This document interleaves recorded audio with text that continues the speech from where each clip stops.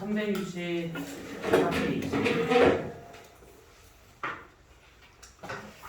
자, 여기에 나와 있는 내용은 우선은 이제 이 교재의 거의 끝입니다. 이제 뭐 한 번만 더 수업하고 가면 교재 끝날 것 같은데 여기서부터가 말이 좀 골 때려. 그러니까 잘 들으시고 이해를 하셔야 됩니다.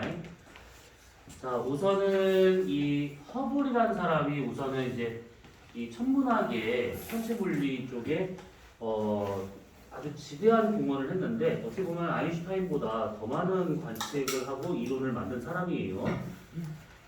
이 사람이 여러 연구를 한 것 중에 하나가 뭐냐면 거기 364페이지 나와 있는 것처럼 이제 우리 은하 바깥쪽에 있는 외부 은하에 대한 연구를 되게 많이 했던 사람인데 이 사람이 여러 관측을 통해 가지고 우리 은하 바깥쪽에 되게 많은 은하가 있구나, 생각보다 되게 많은 은하가 있구나 라고 하는 것을 알게 된 것들이고, 거기 나와 있는 것처럼 가시광선 영역을 통해 가지고 실제 얘가 어떤 모양인지 요걸 이제 분류를 해봅니다. 모양에 따라서.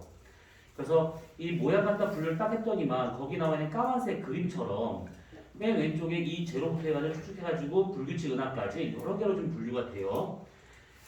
그 중에서 요거를 아주 단순하게 보자면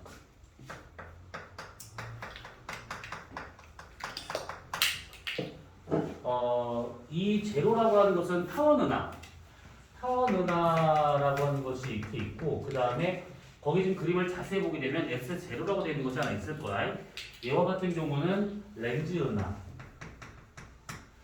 이 렌즈 은하에서 다시 갈라진다라고 하게 된다고 하면 여기 분류상 본다고 했을 때 정상 나선 은하라고 하는 것이 있고, 그 다음에 막대 나선 은하 이렇게 우선은 구분이 돼요.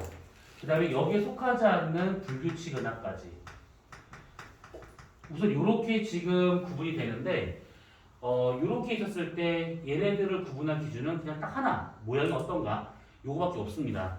그래서 이렇게 구분이 되고 있는데 우선은 크게 이제 분류를 보자면 이쪽이 규칙 은하고 이제 불규칙 은하, 그리고 나선팔이 있는가 없는가의 차이, 나선팔이 있는 것들 중에서 중간에 막대가 있는가 없는가의 차이, 이런 식으로 모양만 갖고 이렇게 분류를 해봅니다. 근데 여기서는 이런 분류가 뭐 어떻다 이런 것보다는 어떤 걸 좀 볼 필요가 있냐면 오른쪽에 있는 것일수록 왼쪽에 있는 것일수록 어떤 특징이 있는가를 따져보게 된다고 하면 우선 은하의 나이를 받았을 때 나이를 본다고 하면 이쪽 타원 은하일수록 은하 나이가 많고요, 이쪽일수록 은하 나이가 적습니다.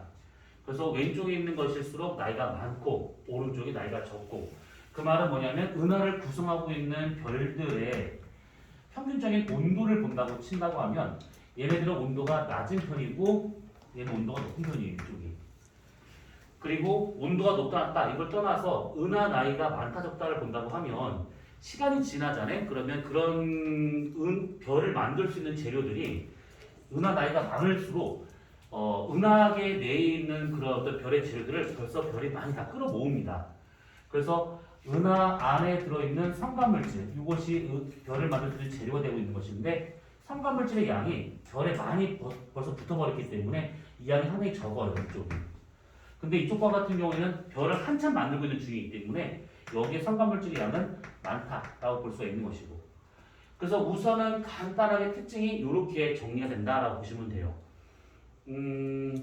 얘 같은 경우는 우선 이렇게 특징이 있긴 한데 여기서 이제 한 가지 주의할 점은 이 사람이 이렇게 분류를 해본 거야. 분류를 해봤는데 우연찮게 분류를 하고 나서 보니까 이쪽이 이런 특징, 이쪽이 이런 특징.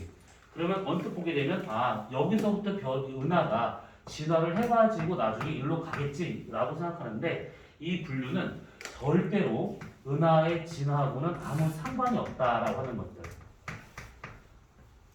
허블이 이렇게 분류하고 난 다음에 혹시 어떤 연관성이 있지 않을까라는 의구심을 갖고 연구를 했는데 결과적으로는 이 연결고리를 못 찾았어요. 그래가지고 은하가 이렇게 진화하고 있다라고 하는 것을 알아내지 못합니다. 그래서 결국은 지금도 그것을 알지 못하기 때문에 그냥 저런 특징이 있다 정도로만 알고 있으면 되는 것들이에요, 이거는. 자, 그러면 외부 은하는 이렇다 보고, 자, 밑에 나와 있는 특이 은하. 은하 부분은 빨리 넘어가도록 합시다. 자, 특이 은하라고 하게 된다고 하면 말 그대로 정말 특이한 은하들이야. 이런 은하와 같은 경우는 모양으로 분류가 가능합니다. 그러니까 여기서 말하고 있는 것들이 어딘가에 다 속하는데 그런 속하는 거에다가 더하기 뭔가 특이한 활동이 있어서 따로 특이은하라고 보시는 것인데 거기를 보시게 되면 지금 그림이 안 나와서 그러는데 왼쪽 페이지 밑에 보시면 전파은하라고 나온 것이 있을 거예요. 전파은하.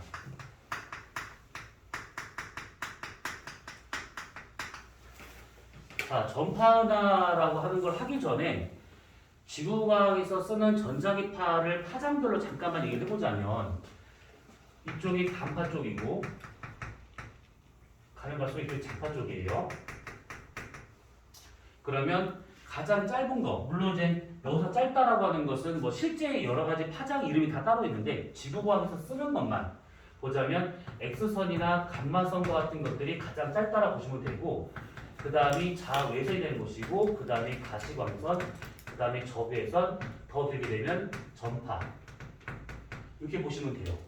파장별로 본다고 치면 그래서 이런 식으로 파장이 제일 짧은 것부터 해가지고 길게까지 이런 식으로 구분할 수 있는 것들인데 여기서 우리가 거의 천문 처음에 했었던 내용 중에 뭐가 있었냐면 파장이 짧은가 긴가 다시 말하면 람다 맥스라고 하는 것은 온도에 대해서는 단순 반비례한다라고 하는 요거 기억날 거야.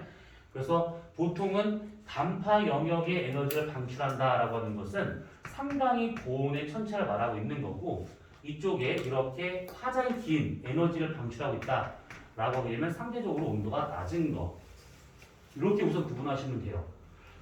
자, 그럼 우리가 전파은을 하기 전에 먼저 이 얘기를 한 이유가 뭐냐면 어떤 은하를 봤는데 가시광선 영역을 봤더니만 그냥 이렇게 해가지고 이런 식으로 보였대.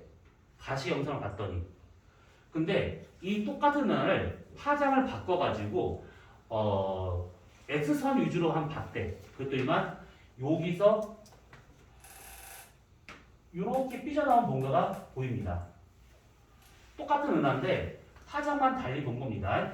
지금 흰색으로 표시되고 있는 것은 가시광선을 의미하고 있는 것이고 파란색으로 표시되고 있는 것은 X선 위주로 좀 본 겁니다. 이렇게. 그리고 이것을 전파 영역으로 봤더니 여기서 이렇게 뭔가 더 삐쳐나와가지고 이게 큰 무슨 덩어리가 매달려 있는 이런 식의 은하가 발견이 돼. 이렇게 아령처럼. 그래서 이렇게 지금 되고 있는 이 은하가 나오는데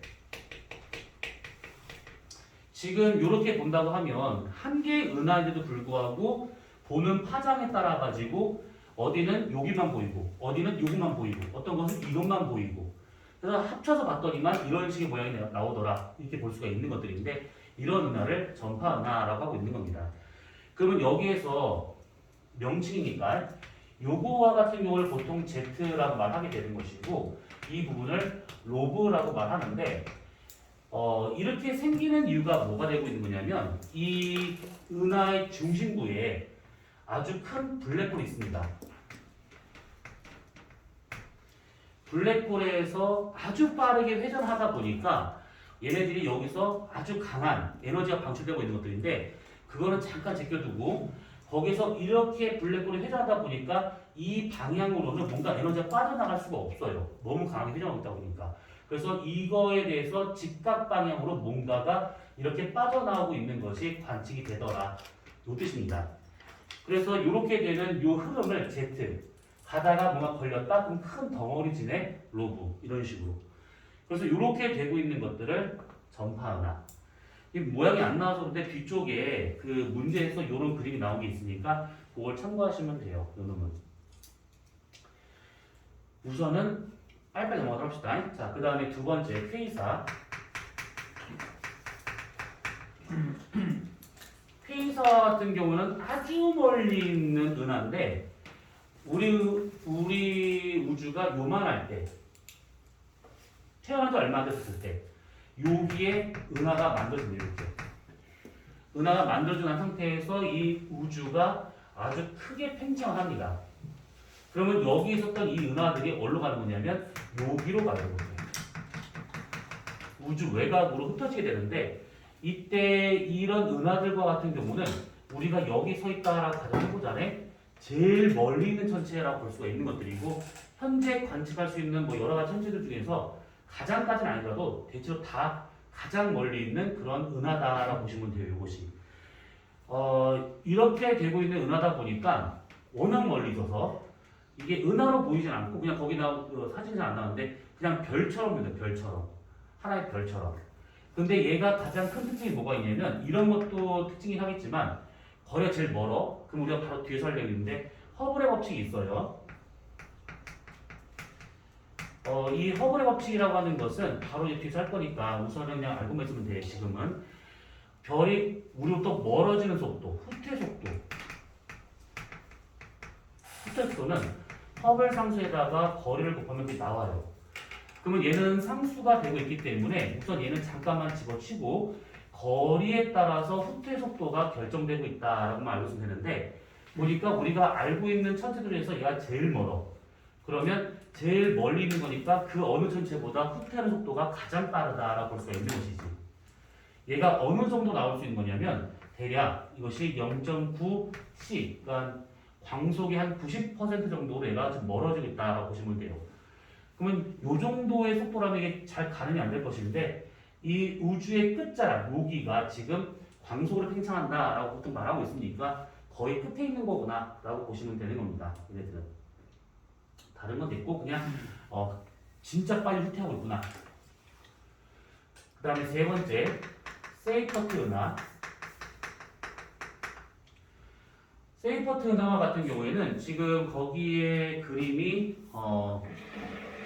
오른쪽 페이지의 위에 그 까만색 그림하고 그 바로 밑에 동그라미 3번 세이퍼트 은하 하나가 있을 것인데 둘 다 지금 구분이 잘 안 될 거야. 근데 세이퍼트 은하는 보통 정상 나선 은하의 모양으로 많이 보입니다. 근데 거기 나와 있는 거를 그대로 한번 읽어보자면 세이퍼트 은하 중심부에서 넓은 방출선이 관측되고 있다라고 되어 있는데 방출선이라고 하는 것은 우리가 저번에 흡수선 얘기하면서 잠깐 얘기했었어 이걸. 방출선은 어떤 에너지가 방출되고 있는 어떤 선을 의미하고 있는 것인데 아주 높은 온도의 기체에서 특정의 에너지만 방출되고 있는 이것을 방출선이라고 할 수 있는 것들이지. 그러면 우주는 상당히 추운 곳임에도 불구하고 온도가 상당히 높대. 그럼 이거 온도 높을 수 있는 이유는 몇 개 없겠죠. 우선은 얘가 온도 높을 수 있는 이유는 블랙홀 주변에서 아주 빠르게 회전할 경우 그때 온도가 쫙 올라갈 수 있다는 얘기지.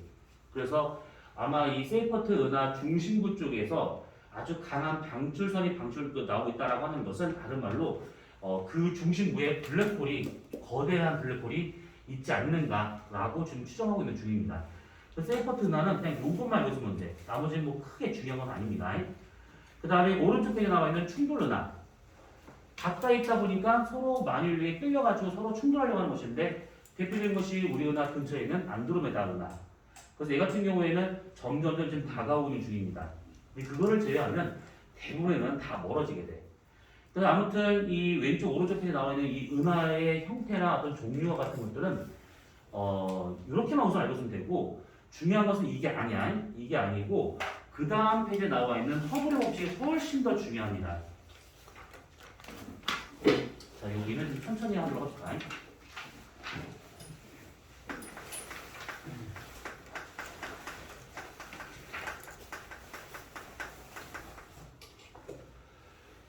자, 허블의 법칙이라고 하게 되면 이거 아주 간단한 식인데 이제 이걸 많이 계산할 수도 있는 것들이니까 대략만 받으시면 돼. 허블이 아까 처음인 것처럼 어떤 걸 가지겠냐면 우리 은하 바깥쪽의 외부 은하를 연구하던 사람인데 이 사람이 딱 보니까 뭔가 특이한 게 발견이 돼. 대부분의 은하들이 다 멀어져. 나로부터 다. 내가 있는 곳에서 웬만한 은하는 다 멀어집니다. 그럼 이 얘기는 뭐냐면 멀어진다라고 하는 것은 직접 우리가 어떤 거리를 잴 수 있는 건 아니니까 뭐 줄자가 잴 수 있는 건 아니니까 다른 방법으로 이 사람이 멀어지는 것을 측정하게 되는 것인데 우리가 저번에 했던 것 중에 시선 속도라고 하는 거 기억나지? 시선 속도와 같은 경우에는 처음 파장분의 낮은 파장 빼기 처음 파장 곱하기 광속으로 받아라 했던 것들 이 식은 벌써 4번째가 5번째 쓰고 있는 중이야. 그러니까 요런 게 있다 정도로 봐두시고 그 다음에 시선 속도가 음수가 되면 접근을 하고 있는 중이고 양수가 되면 후퇴를 하고 있는 중이고 만약 0이다 그러면 접선 방향으로 운동하고 있다라고 뜬 것까지 대부분의 은하들에서 나타나고 있는 이 시선 속도의 크기를 봤더니 대부분이 다 후퇴하고 있다라는 것이 밝혀지게 됩니다. 그러면 후퇴하고 있다라는 요것을 도대체 어떻게 알아냈느냐? 그거지. 흡수선의 편이람을 보고 알아낸 거야. 흡수선. 원래 흡수선이 있어야 될 그 위치에서 살짝 적색 쪽으로 이동을 해가지고 흡수선이 나타나고 있는 걸 보고 아 얘네들 지금 우리로부터 멀어져 있으니까 전체적인 파장이 길어지면서 적색 쪽으로 흡수선이 이동을 하는구나. 적색 편의 현상. 그게 후퇴 속도라고 볼 수가 있는 것들이지. 그래서 이 사람이 요거를 갖고 각각 그 은하들의 거리를 다 찍어보고 실제 후퇴 속도를 한번 봤습니다. 그랬더니만 거기 지금 나온 것이 하나 있을 것이다. 그래프 안 나왔네. 요게 나와요. 요렇게 해가지고 거리, 후퇴 속도의 관계를 봤더니 여기서 이 거리라고 하는 것은 단위가 뭐냐면 메가파섹이야. 메가는 100만이라는 뜻이고 파섹이라고 하는 것은 1파섹이 대략 몇 광년이지? 3.26광년. 곱하기 10의 6승을 하는 것을 말하고 있는 것들이야. 그 거리에 대해서 후퇴 속도 킬로미터 파세크 초당 몇 킬로미터씩 후퇴하고 있는 것인가를 측정해서 한번 점을 다 찍어봤대. 막 점을 막 찍어봤는지 그랬더니만 특정한 관계가 나오고 있더래. 선을 쭉 그어봤더니 이렇게 관계가 나오더라 이 얘기입니다. 그러면 이렇게 했었을 때 이 직선의 기울기라고 친다 그러면 R분의 V가 되고 있다는 얘기지. 이것을 이 사람은 어차피 이게 정비례 관계로 나타나고 있으니까 이것을 우리가 H 허블 상수다 이렇게 자신이 이름을 붙여요. 그러면 딱 보니까 허블 상수는 결국 거리분의 속력으로 구할 수 있더라 라는 얘기고 이것을 살짝 바꿔야 된다고 하면 후퇴 속도라고 하는 것은 허블 상수의 거리만 곱하면 되더라. 그래서 요 놈이 요게 허블의 법칙이다 라는 것이 아까 썼던 어디였어? 저거를 말하고 있는 것들이야. 그래서 멀리 있는 별일수록 더 크게 후퇴하고 있더라 이런 식으로. 자, 요것이 의미하는 바는 되게 커요. 뭐냐면 거기 한번 봐봐. 366페이지에 바로 2번에 허블 법칙과 우주 팽창이라고 하는 것 중에서 동그라미 1번을 보시게 되면 허블 상수는 어느 정도의 속도를 나타내는 값이다. 그래서 동그라미 2번을 보시면 우주의 나이를 이 허블 상수 갖다 구할 수가 있는 것이 일정한 속도로 팽창한다고 가정한다. 그러니까 우주의 팽창 속도를 광속이다 라고 가정한다 치면 걸린 시간이라고 하는 것은 속력분의 거리가 되고 있으니까 속력은 이 본 것처럼 후퇴 속도 HR 그 다음에 시간이라는 것은 속력분의 거리가 되고 있으니까 그냥 R 그러면 HR분의 R 되고 있으니까 결국 시간이라고 하는 것, 우주 나이라고 하는 것은 H분의 1이라고 볼 수가 있는 것이지. 그래서 거기를 보시게 되면 그런 식으로 해서 우주 나이를 허블 상수만 구할 수 있다고 하면 우주 나이가 어느 정도일 것이다 라고 추정 가능하더라 이 얘기입니다. 그래서 그렇게 추정된 것이 얼마냐면 쓰다시피 138억 년이야. 현재 지금 우주의 나이는. 그리고 또 하나는 뭐냐면 동그라미 3번을 보세요. 자, 관측 가능한 우주의 크기라고 되어 있는 것이 있는데 크기라고 하는 것은 거리를 말하고 있는 것이지. 그래서 거리라고 본다고 치면 결국 허블 상수분의 후퇴 속도가 될 것이고 이 후퇴 속도를 우리가 이 우주의 끝, 요 끝을 우리가 후퇴하는 속도를 방수로 본다고 치면 결국은 거리라고 하는 것은 h분의 c로 구할 수 있다는 얘기지. 그럼 얘는 불변이니까 지켜두고 결국 요 관계가 되고 있더라라는 거야. 우주의 반지름은 허블 상수 역수에 비례하고 있더라. 요 얘기입니다. 지금 이 말 이해돼? 무슨 말인지? 이해 안 간다 하시는 분. 이해되셨습니까? 진짜로? 다시 알았어. 우주의 나이 시간이잖아. 시간. 그러면 시간이라고 하는 것은 속력분의 거리를 구할 수가 있는 거야. 속력분의 거리. 그럼 여기서 이 속력이라고 하는 것은 요걸 좀 말하고 있는 것이죠. 요거. 그러면 얘 같은 경우에는 결국은 요렇게 HR 분의 R 이거 없어지기 때문에 H1 결국 우주의 나이는 허블 상수의 역수다. 이 얘기. 그러면 우주가 만약에 구형으로 팽창한다라고 친다고 하고 팽창한 속도를 광속으로 친다라고 하게 되면 우주의 반지름 다른 말로 우주의 크기가 되고 있는 것이지. 그거와 같은 경우는 이렇게 봤을 때 거리는 요거 h분의 v가 되고 있는 것인데 여기서 광속으로 후퇴하고 있다라고 했으니까 h분의 광속 c가 되고 있는 것이고 c는 어차피 불변이야. 어디 있든 간에. 그럼 얘는 제껴두고 그래서 우주의 반지름은 h분의 1 결국 허블 상수의 역수가 되고 있구나. 이 얘기죠. 그러면 딱 보니까 결국 허블 상수가 얼마냐에 따라 가지고 우주의 나이와 우주의 크기가 결정되고 있더라 이 얘기야. 허블 상수가 얼마가 되느냐에 따라서. 그래서 거기 밑에 보시면 그래프가 나온 것이 있을 것인데 보시면 1930년대 그러니까 처음 허블이 관측했을 당시에 허블 상수를 대략 한 500 이상으로 봤었어요. 근데 시간이 가면 갈수록 점점 작아지더니만 지금은 한 68까지 작아졌어요. 68 정도까지. 근래 와서 67까지 얘기하고 있는데 뭐 어차피 뭐 그게 그거니까 이게 줄어든 것은 우주에 어떤 큰 일이 벌어진 것이 아니고 뭔가 관측하는 것들이 더 정밀하게 관측하다 보니까 허블 상수가 지금 거의 정답에 수렴하고 있다라고 보시면 돼요.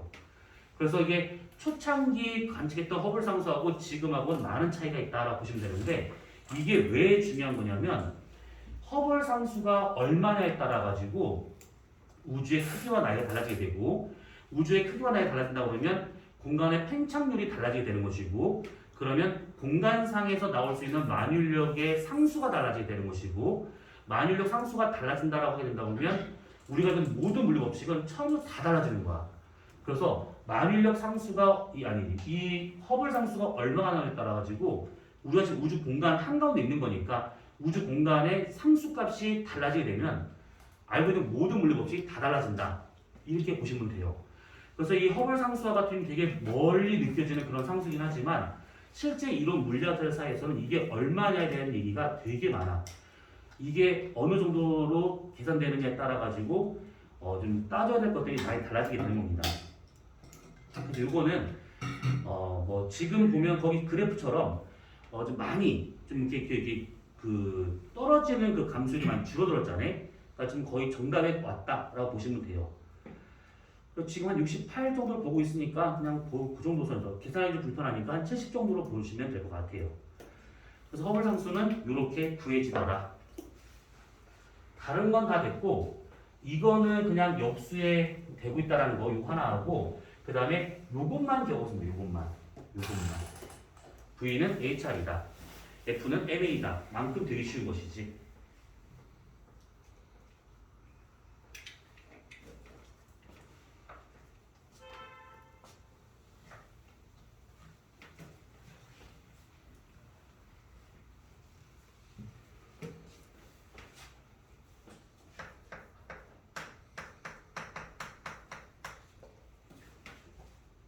자, 우주론. 여기서부터 나오는 내용이 잘 이해가 안 갈 거야. 미리 얘기해 두는데 잘 이해가 안 갈 겁니다, 이건. 그러면 이해를 강요하는 건 아니니까 모르겠어요. 그러면 다시 설명해 줄게. 그래도 모르겠어요. 또 설명해 줄게. 모르겠어요. 또 설명해 줄게. 괜찮아. 이건 뭐 서너 번 설명해도 그래도 부족할 거야. 그러니까 전부는 이해가 안 간다 하더라도 반 이상은 이해를 하셔야 됩니다. 이것은. 자, 우선은 367페이지에 나와 있는 우주론이라고 하는 걸 하기 전에 먼저 우주에 관련된 이론은 무수히 많아. 아주 많아. 이거를 실제적으로 물리적 접근을 통해서 연구한 것은 한 150년, 200년 정도밖에 안 됩니다. 그 전까지는 그냥 그런가 보다 뭐 이런 식의 것이지 실제로는 이 우주에 관련된 내용은 연구된 게 별로 그렇게 길지는 않아요. 다른 그 전공에 비해서. 자, 우선 이 우주론은 크게 두 가지로 구분이 됩니다. 크게 두 가지로. 하나는 뭐냐면 정적 우주론. 하나는 동적 우주론. 그러니까 이 얘기는 뭐냐면 우주라고 하는 것이 정적, 가만히 있는 것이냐, 동적, 움직이고 있는 것이냐, 이걸 지금 말하고 있는 것들인데 정적 우주론과 같은 경우에는 보통 이제 우주가 가만히 있는 상태에서 우리가 그 안에서의 물리 법칙을 설명해야 되기 때문에 우주가 움직여 버리게 되면 되게 웃기는 상황이 돼버려. 아까 말한 것처럼 이런 허블 장소가 달라져야 된다. 알고 있는 모든 물리 법칙이 다 바뀌어야 돼. 그렇기 때문에 처음에는 이 정적 우주론이라고 하는 것이 등장이 됩니다. 대표적인 사람이 아인슈타인 이런 경우야. 아인슈타인 같은 경우에는 우주 상수를 구하려고 무진장에 썼었어. 그래가지고 그 상수를 구해서 모든 법칙에 다 적용을 해가지고 어떤 물리 이론을 대통합하려고 했던 노력이 있었던 것들이지. 근데 나중에 봤더니만 우주는 정적 우주론이 아니야. 가만히 있질 않아. 그래서 나중에 동적 우주론을 바뀌게 되는데 이 동적 우주론은 크게 또 세 가지로 구분이 돼요. 뭐냐면 어떻게 될 수 있느냐면 우주는 끊임없이 수축할 것이다. 그리고 우주는 계속해서 팽창할 것이다. 아니다. 우주는 팽창을 하다가 나중에는 수축할 것이다. 이 세 가지로 봅니다. 자, 여기서 수축한다라고 하는 것은 아주 상식적인 면에서 가능한 얘기인데 우리가 우주를 보고 있을 때 보이는 별, 은하 뭐 이런 것들이 다 물질을 갖고 있단 말이지. 물질, 질량을 갖고 있어. 질량이 있다라고 하는 것은 만유인력이 존재한다는 뜻이고 그러면 우주에 있는 것들이 만유인력이 작용하기 때문에 우주의 끝과 끝에 있는 먼지라도 만유인력에 의하게 된다고 하면 이것은 전체적으로 다 수축할 수밖에 없다라고 보는 겁니다.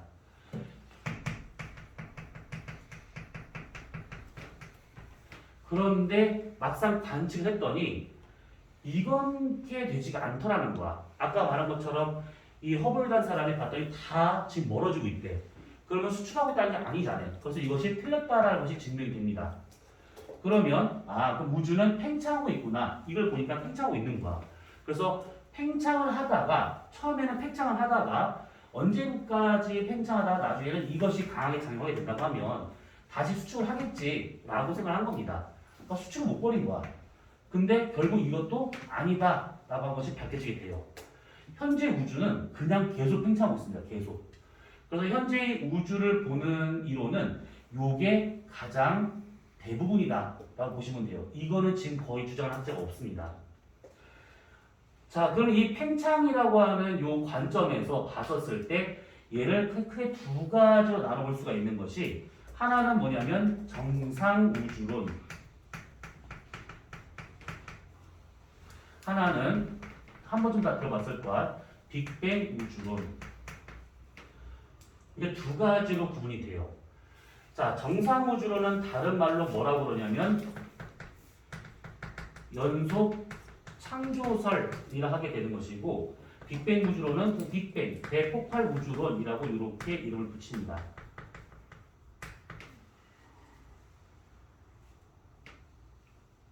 근데 시간이 지나면서 정상 우주로 된 근거가 되게 빈약해. 이거에 대한 증거는 막 찾았습니다. 그래서 이거 지금은 정설이야. 근데 빅뱅 우주론 설명하지 못한 현상이 막 나와요. 그래서 얘를 조금 더 수정 보완하는 이론이 덧붙이게 되는데 그 이론을 급팽창 우주론 또는 인플레이션 우주론이라고 이름을 붙입니다. 그러다가 현재 와가지고는 우주가 여기서 말하고 있는 것처럼 등속으로 이렇게 팽창하고 있다가 아닌 지금은 아주 빨리 팽창하고 있구나. 가속 팽창되고 있다라고 하는 것을 알게 돼요. 이것이. 그래서 현재는 지금 보다시피 빅뱅 우주로부터 시작을 해가지고 덧붙여가지고 현재는 이런 것들이 현재에 주장하고 있는 우주론인데 이것을 따로 뭐라고 그러냐면 묶어가지고 표준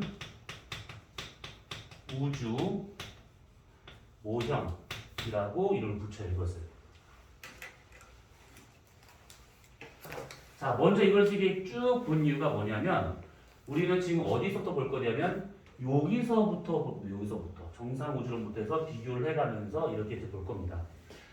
위에 있는 것들 정적 우주론 틀렸으니까 볼 필요 없는 것이고 수축에 관련된 것들 틀렸기 때문에 볼 필요 없는 것이고 팽창되고 있다는 근거를 갖고 그걸 가정을 해가지고 나오는 나머지 우주론에 대한 것들을 쭉 볼게 될 겁니다. 자, 그 중에서 하나가 367페이지에 나와 있는 빅뱅 우주론에 대한 것인데, 자, 이게 무슨 내용이냐면 빅뱅과 정상우주론입니다. 거기 지금 367페이지 위에 표하고 그림 나온 게 있으니까 그걸 참고하시면 돼.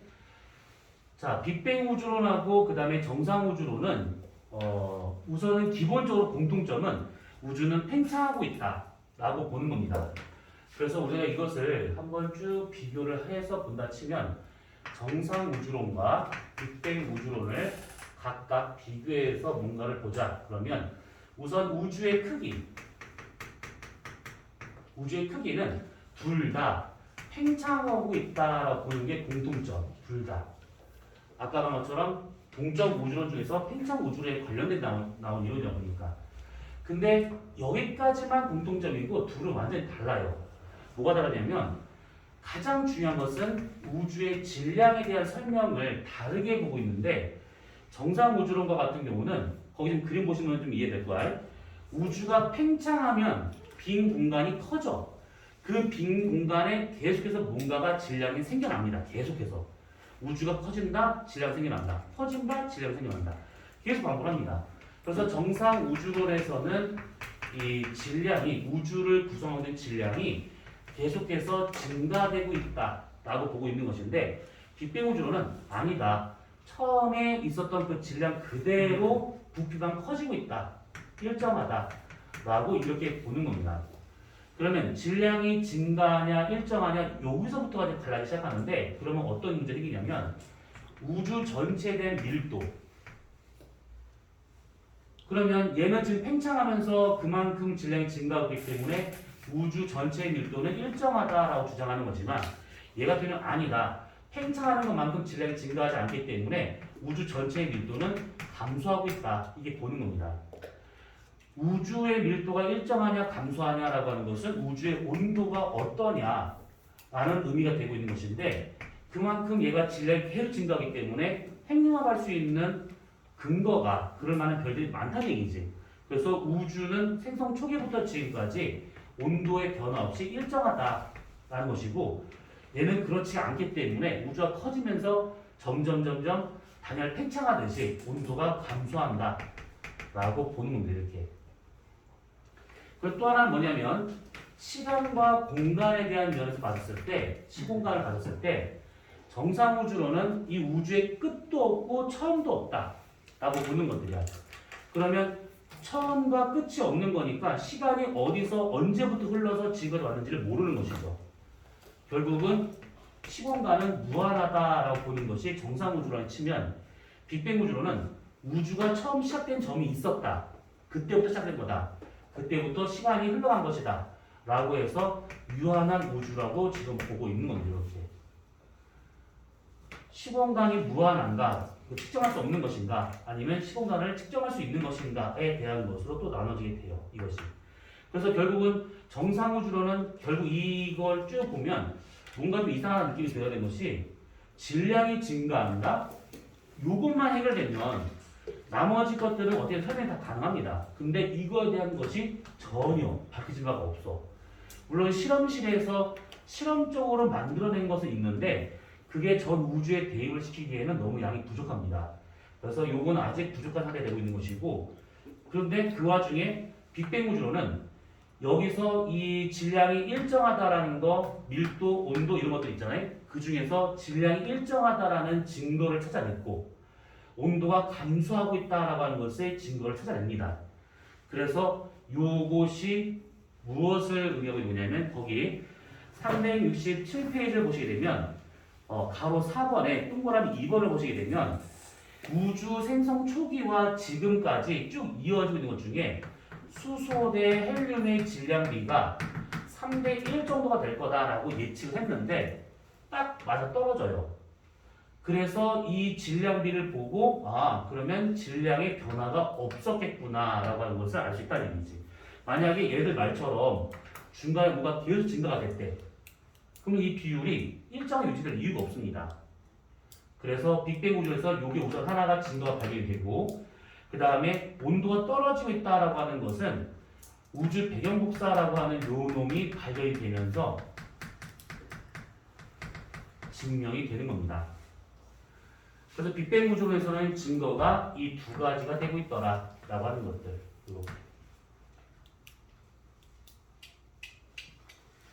여기에서 우리는 요 놈은 굳이 볼 필요가 없습니다. 지금 상황에서는 딱 요거 하나만 잘 봐주시면 돼요. 이것만.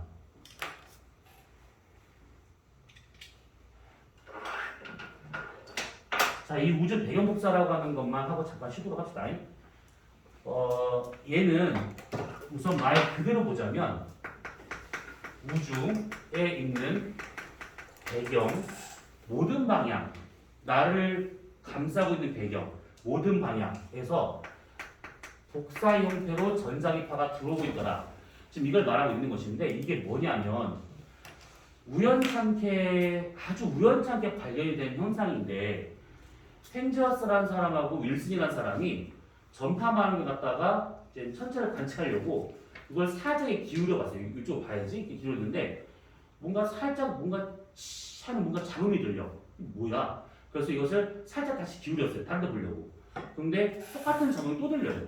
그래서 우주 어디를 봐도 그 잡음이 다 들리는 걸 보고 나서 이게 기술적 문제는 아니겠구나 라고 생각을 하고 자료를 분석을 했는데 우주 모든 방향에서 우리한테 뭔가가 들어오고 있다라고 하는 것이 발견됩니다.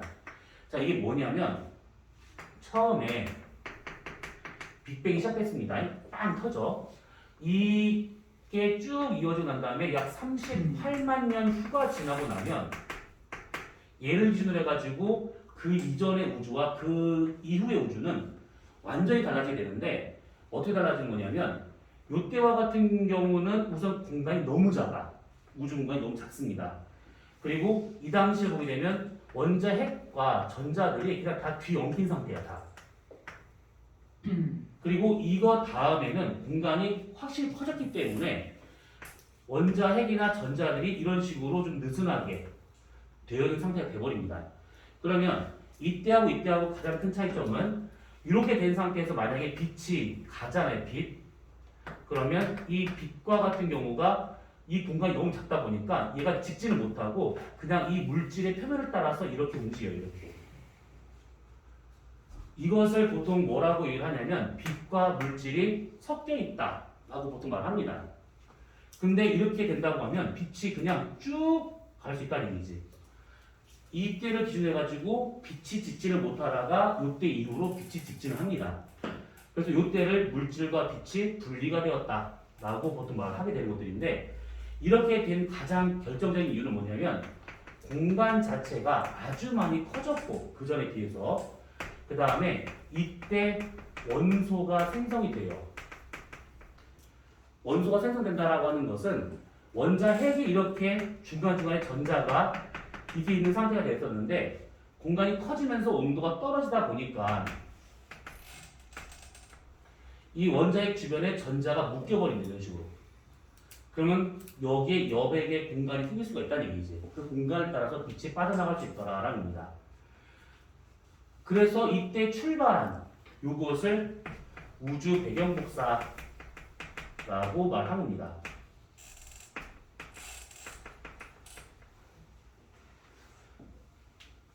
그러면 요 당시에 우주 온도가 대략 얼마로 추정되고 있냐면 약 한 3000 켈빈 정도로 추정되고 있는데 이때 출발해서 지금까지 오고 있잖아요. 그러면 우주의 온도는 계속 떨어지고 있어요. 그럼 아까 처음 얘기한 것처럼 람다 맥스는 온도의 반비례합니다. 당시 온도가 3000 켈빈이면 지금은 온도 한참 떨어져야 돼.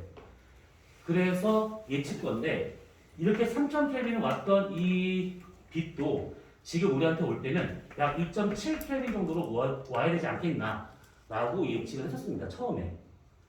그래서 봤더니 신기하게도 이렇게 파장과 복사 세기 정도를 봤더니만 점 하나가 딱 찍혀요. 관측된 걸 봤었을 때. 이 정도 파장이 이 정도 에너지 세기라는 것이 아까 말했던 그 잡음의 형태를 가지고 딱 잡힙니다. 이거를 기준으로 해가지고 여러 개를 봤더니 이렇게 전직해요. 이렇게. 그래서 이것을 그대로 연결했더니 뭐가 나오냐면 2.7 켈빈 흑체에서 나오는 복사 형태로 일치하더라 라고 하는 것이 딱 들어맞습니다. 예측을 먼저 하고 나중에 관측을 통해서 증명을 한 겁니다. 그래서 이것이 우주 배경 복사구나 이렇게 얘기하고 있는 것들이지. 아무튼 그래서 이 당시에 이 온도에서 출발한 그 빛이 현재 우리한테 들어왔을 때 더 파장이 긴 상태로 들어오더라. 왜? 온도가 떨어지고 공간이 커지면서 빛이 뒤로 물러나는 효과가 있기 때문에 두 가지 이유에 의해서 파장이 더 길어진 상태에 전자기파가 들어오더라. 이것이 우주 배경 복사가 되고 있다라는 뜻입니다. 그래서 요거를 기준으로 그 전은 빛과 물질이 분리되지 않았기 때문에 이때를 흐린 우주라 하게 되고 그 다음부터 빛이 직진할 수 있기 때문에 그 다음부터를 맑은 우주라고 이렇게 이름을 붙입니다. 흐린 우주와 맑은 우주. 대략 빅뱅 이후 38만 년이 지나고 나면 이런 일이 벌어져요. 그래서 그때 출발한 빛이 현재 우리한테 오고 있더라 이 얘기지. 그래서 요 당시에 우주가 요만하다 했을 때 그 당시에 있었던 우주 배경 복사가 온 우주를 이렇게 지금 돌고 있었을 것인데 그런 것들이 쭉 와가지고 우주가 이만큼 커지다 보니까 파장은 더 길어진 상태로 해가지고 이렇게 돌아다니고 있더라라는 얘기죠. 3000켈빈에 해당하는 전자기파하고 그 다음에 2.7켈빈에 해당하는 전자기파가 이렇게 우주 전체에 저 당시에 비해서 우주 전체에 퍼져 있더라. 그러면 지구가 여기 있다 치게 되면 모든 방향에서 그런 식의 빛이 우리한테 들어오고 있더라 라고 보는 겁니다. 정상 우주론에서는 이게 설명이 불가능한 게 왜냐하면 우주 배경 복사가 가려고 하는데 질량이 뚝 하나 생겨나 막혀. 그리고 일로 가려고 하는데 질량이 생겨나 막혀. 그렇기 때문에 질량이 생겨나지 않고 공간이 충분히 확보가 돼야지만 이런 전자기파가 들어올 수 있는 거기 때문에 정상 우주에서 이거 설명이 불가능합니다. 자, 이렇게.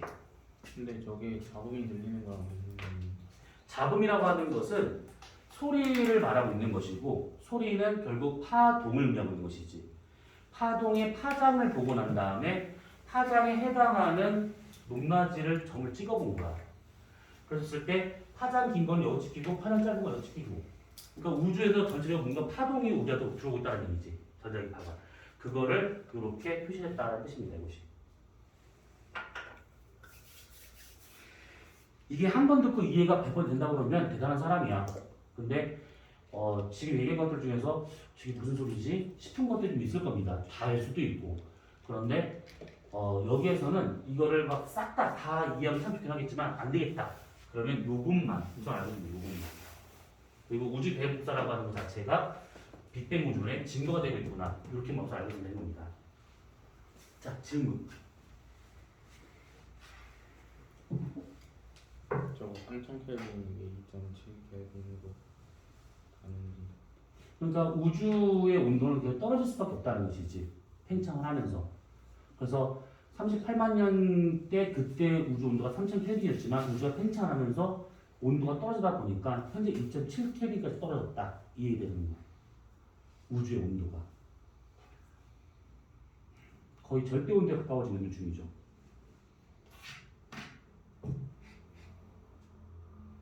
또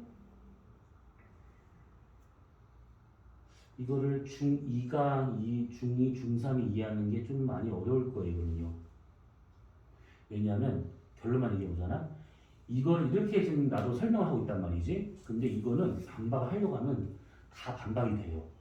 그러니까 아직 천문학계에서도 이게 다 완전히 정리가 된 이론이 아니야. 그래서 교육과정상 이게 들어가면 안 되는 상황인데도 요게 나와요. 왜 나오는지 모르겠어. 이해를 못하겠어. 지금도 막 지들끼리 싸우고 있거든.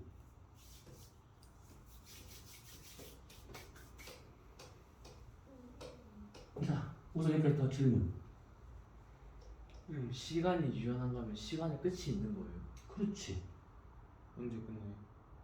지금이 끝이잖아. 예? 지금이 시간이 끝이잖아. 아, 시간이 흐른다라고 하는 것은 이거를 뭐 상대성 이론 관점에서 봐야지는 뭐 그건 둘째 문제고 시간이 계속 흐른다라고 하게 되면 지금이 시간이 끝이지. 아 근데 지금이 끝이라고 하면 뭐 테넷 같은 거는 미래를 뭐 아 그거는 너무 공상과학적으로 가지는 말고 물론 물리에서는 다르게 설명이 가는 건 맞아. 그런데 우리가 지금 여기서 유한하다라고 하는 것이 미래까지 가잖아. 그러면 미래는 끝이라는 게 없는 상황이기 때문에 과연 우리가 시간의 끝이 있을 것인가에 대한 또 의문이 생겨버리게 돼. 그러니까 지금 현재를 기준으로. 근데 이 현재란 말이 되게 웃겨. 뭐냐면 예를 들면 만약에 우리가 보는 별빛들이 다 우리한테 오고 있단 말이지. 내가 가만히 딱 봤을 때 별이 막 보여. 근데 별들까지 거리가 다 달라. 예를 들어 만약에 1광년 떨어져 있는 별이 있고 만광년 떨어져 있는 별이 있어. 그러면 빛이 우리한테 오는 시간이 1광년은 1년 만에 오는 거지만 만광년 떨어진 애들은 만년 동안 우리한테 온 것이지. 그럼 내가 동시에 지금 두 별을 보고 있다 하더라도 얘는 1년 전 과거의 모습이고 얘는 만년 전 과거의 모습이 되고 있다는 얘기지. 그러면 여기서 현재는 누구냐라는 것이지. 내가 현재인가? 아니면 1년 전 그 별에 있어서 현재는 1년 지금의 현재일 것인가? 아니면 그 별의 현재는 지금 우리가 보는 이 모습과 다를 거기 때문에 현재라고 말할 수가 없는 것이고. 되게 웃기는 상황이 돼버리는 거야. 빛이 속력이 유한하기 때문에 시간이나 공간 자체가 좀 판단하는 것이 좀 심란하다 보시면 돼요. 시공간에 대한 확실한 이해를 하셨다. 그러면 이런 물리학자고 조금만 더 공부하셔서 노벨상 한번 타와볼까 이러시면 돼요. 또 질문? 그치. 이 표정. 그치. 당연한 거야. 이게 지금 무슨 말인가 싶을 거니까. 자, 그럼 잠깐 쉬었다가 요걸 보도록 합시다. 이거. 근데 이거 통합과학